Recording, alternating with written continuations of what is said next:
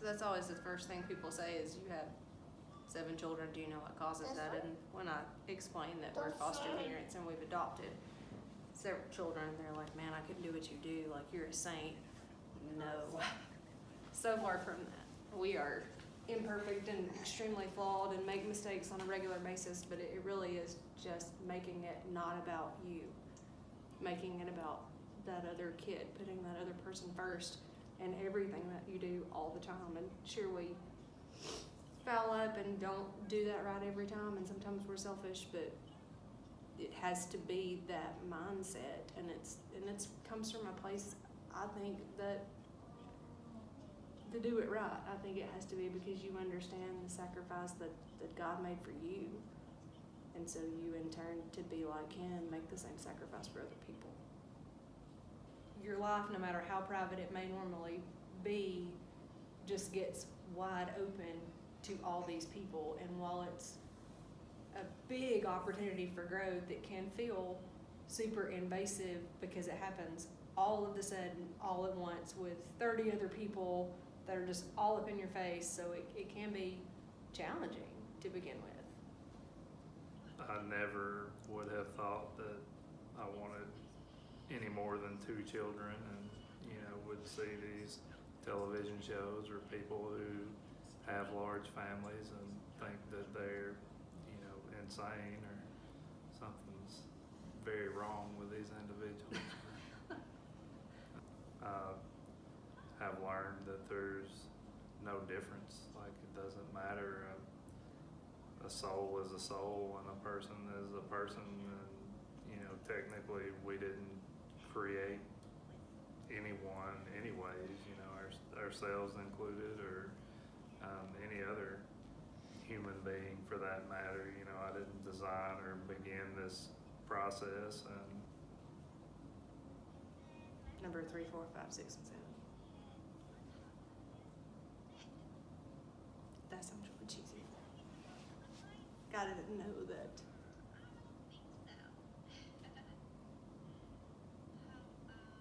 I didn't know that my heart needed more kids until that was something that we had.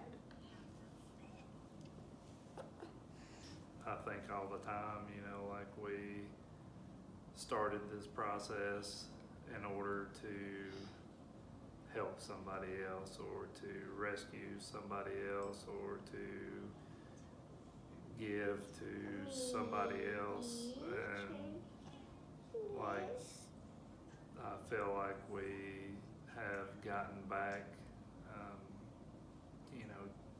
10 times more than we've given. You have another